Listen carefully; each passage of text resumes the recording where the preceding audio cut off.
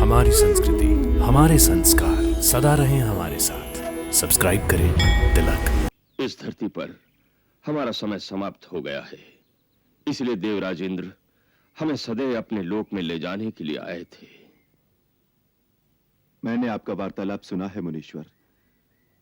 देवताओं के राजा इंद्र के निमंत्रण को ठुकराकर आपने यह सिद्ध कर दिया है कि जब मानव पूर्ण कर्मयोगी और स्वार्थ रहित हो जाए तो उसका स्थान देवताओं से भी ऊंचा हो जाता है। मानव यदि अपना धर्म और मानवीय कर्तव्य पूरा करे तो उसे देवताओं के पीछे भटकने की कोई आवश्यकता नहीं रहती। देवता स्वयं उसके आगे पीछे हाथ बांधे फिरते हैं।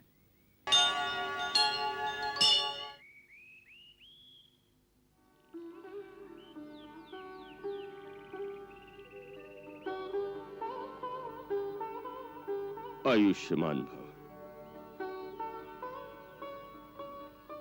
सौभाग्यवती भव, कल्याण भव।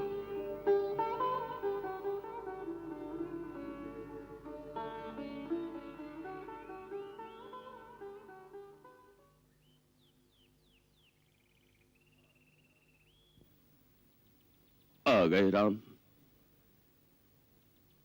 तुम्हारा स्वागत है। महर्षि अत्रि ने तुमसे सत्य कहा था, हम तुम्हारी प्रतीक्षा कर रहे थे। इस धरती पर हमारा समय समाप्त हो गया है, इसलिए देवराज इंद्र हमें सदैव अपने लोक में ले जाने के लिए आए थे। मैंने आपका वार्तालाप सुना है मुनीश्वर। देवताओं के राजा इंद्र के निमंत्रण को ठुकराकर आपने यह सिद्ध कर दिया है कि जब मानव पूर्ण कर्मयोगी और स्वार्थ रहित हो जाए तो उसका स्थान देवताओं से भी ऊंचा हो जाता है। मानव यदि अपना धर्म और मानवीय कर्तव्य पूरा करे तो उसे देवताओं के पीछे भटकने की कोई आवश्यकता नहीं रहती। देवता स्वयं उसके आगे पीछे हाथ बांधे फिरते हैं।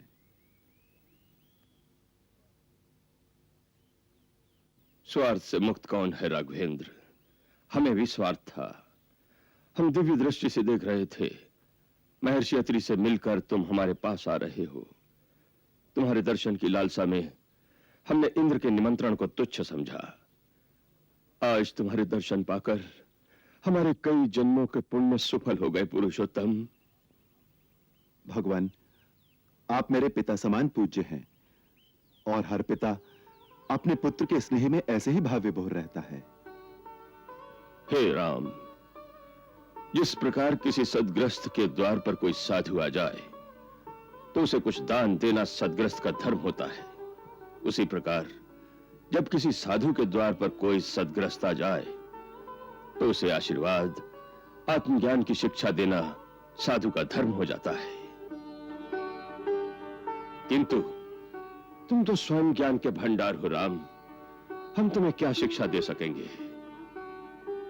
अपने तपोबल से हमने कुछ दिव्य लोगों की सिद्धियां अर्जित की है। आज देह त्याग से पूर्ण अपने वो सारे लोक हम तुम्हें प्रदान कर देना चाहते हैं। इन्हें स्वीकार करो राम।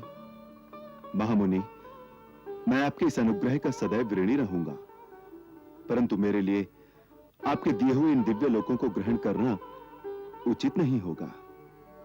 ऐसा क्यों कह रहे हो राम?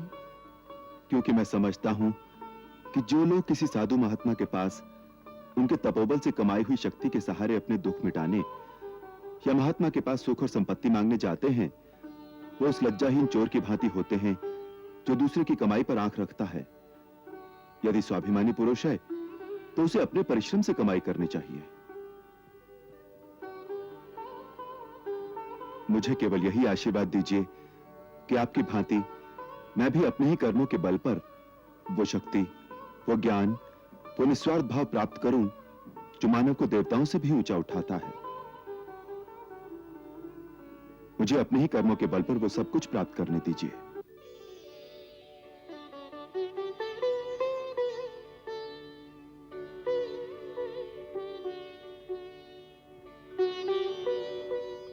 अति सुंदर, तुमने अपनी मर्यादा के अनुकूल वचन कहे हैं राम।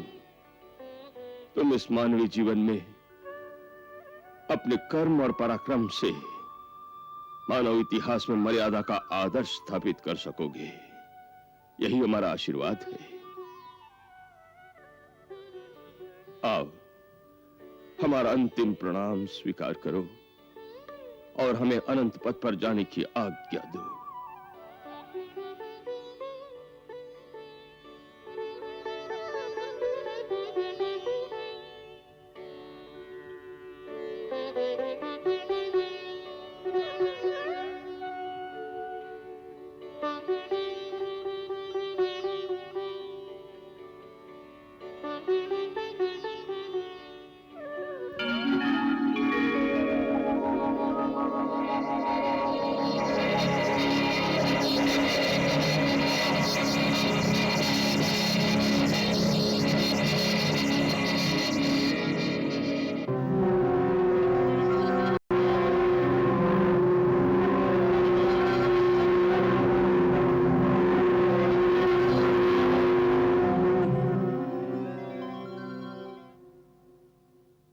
ये क्या हुआ भैया? मुनिवर शरभंग अपनी योग अग्नि में अपने पार्थिव शरीर और उसके समस्त संस्कारों को भस्म करके एक अविनाशी पद की ओर चले गए हैं।